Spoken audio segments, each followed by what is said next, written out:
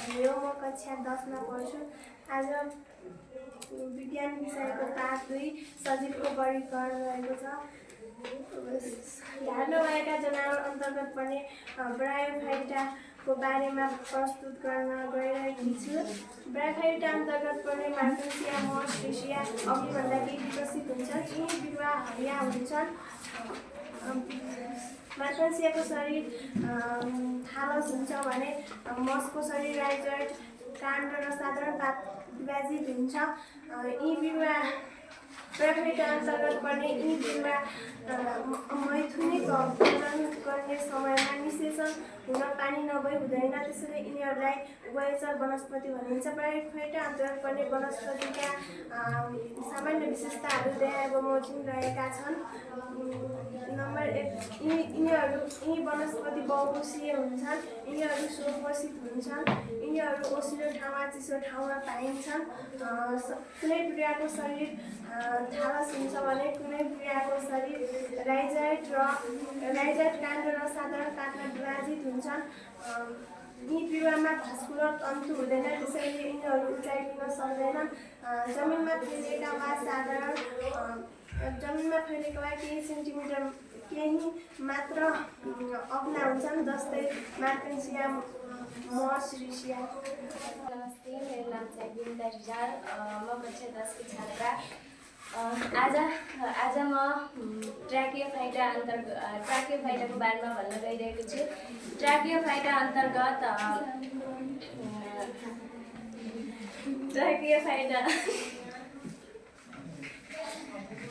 प्रजनन गर्ने क्षमता भएका बिरुवाहरू पर्दछन्। ओसिलो र छाया परेको ठाउँमा पाइन्छन्। यी बिरुवाहरूमा भास्कुलर तन्तुको विकास भएको हुन्छ।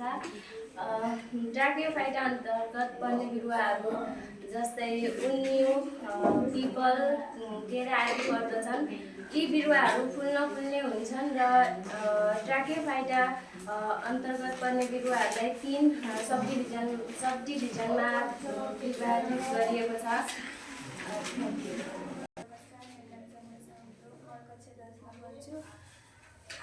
पार्ट 2 विज्ञान पार्ट 2 एन्जियोस्पर्मको बारेमा भन्दैछु। एन्जियोस्पर्म अन्तर्गत भटमास र बाँस जस्ता बिरुवाहरू पर्छन्। भटमास र बाँसले फुल्ने बिरुवा हुन्। यिनीहरूको फलभित्र बिउ पाइन्छ। यिनीहरूका विशेषता: यिनीहरू पानी र जमिन दुवैमा पाइन्छन्। यी विकसित जीवहरू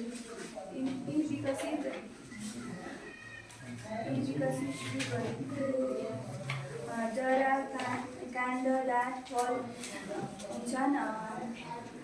परागसेचन हावा, पानी, किरा र जनावरबाट हुन्छ। यिनीहरूको फलभित्र बिउ पाइन्छ। यी बिरुवाहरू वनस्पति जगतमा सबभन्दा बढी विकसित बिरुवा हुन्। विषय विज्ञान को वर्गीकरण। आज म एक गणी र दुई गणी बिरुवाको बारेमा भन्न गएको छु। यसको बाद नामहरू सर्लक्क परेको हुन्छ, त्यसले चाहिँ एक गणी बिरुवा भनेको हो। यसको बिचको परेको हुन्छ। यिनीहरू पानी र जमिन दुवै ठाउँमा पाइन्छ। यसको फलभित्र बिउ पाइन्छ। यसको काण्ड खोक्रो हुन्छ। यसमा एउटा मात्र फलेटा हुन्छ। यसमा 2वटा फलेटा हुन्छ, त्यसैले यसलाई दुई गणी बिरुवा भनिएको हो। यिनीहरू साना झारपातदेखि ठुला रुखसम्म हुन्छन्। यसको पातमा जालीदार हुन्छ। यसको फलभित्र बिउ पाइन्छ। यसका 2वटा फलेटा हुन्छन्। नमस्कार, मेरो नाम विष्णु बरा। म कक्षा 10 मा पढ्छु।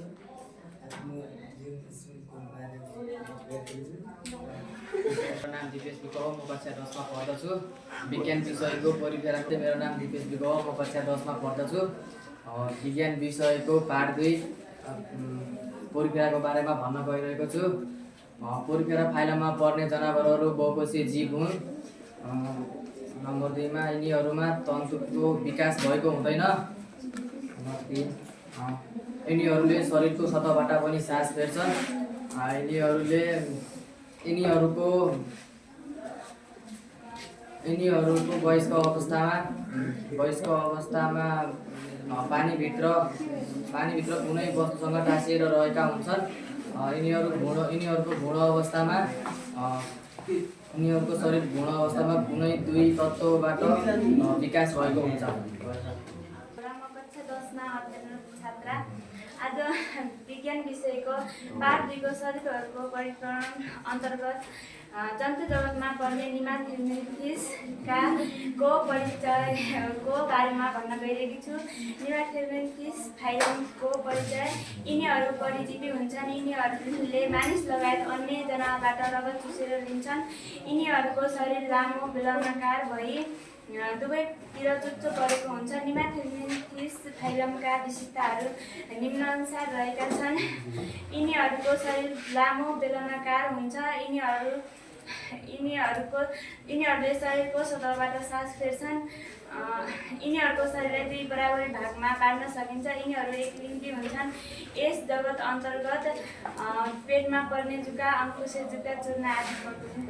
नमस्कार, मेरो नाम गणेश साकी। म कक्षा 10मा अध्ययनरत छात्रा।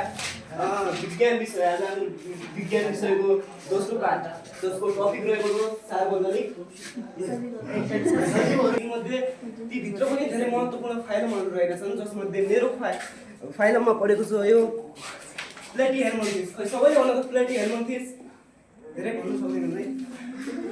प्लेटिहेल्मिन्थिस यस अन्तर्गत पर्छन् टेपवर्म, लिभर फ्लू र ब्लड फ्लू। यिनीहरू प्रायःजसो अधिकांश रूपमा परजीवी हुन्छन्। परजीवी भन्नाले पूर्ण रूपमा अरूमा भर पर्ने, जसलाई हामीले देख्न सक्छौँ लिभर फ्लू। लिभर फ्लू पात जस्तो चेप्टो हुन्छ। यिनीहरू अरूको शरीरमा आश्रय लिएर बसेका हुन्छन्।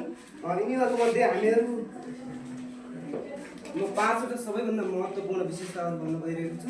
यिनीहरूको विशेषताहरू अन्तर्गत पहिलो विशेषता यिनीहरूको शरीर पात जस्तो चेप्टो र रिबन जस्तो लामो आकारको हुन्छ। त्यसैले यस फाइलममा पर्ने सजीवहरूलाई चेप्टो किरा पनि भनिन्छ। हामीहरूले यहाँ देख्न सक्छौँ लिभर फ्लूलाई। यसको आकार चेप्टो पनि रहेको छ, त्यसैले यसलाई चेप्टो किरा पनि भन्ने गरिन्छ। अनि यसको दोस्रो विशेषता रहेको छ यिनीहरूको शरीर भ्रूण अवस्थामा 3 पत्रबाट विकास भएको हुन्छ, जसको कारणले यस फाइलम अन्तर्गत पर्ने जनावरहरूलाई ट्रिप्लोब्लास्टिक पनि भनिन्छ। 3 पत्रबाट विकास भएको कारण ट्रिप्लोब्लास्टिक पनि भनिन्छ।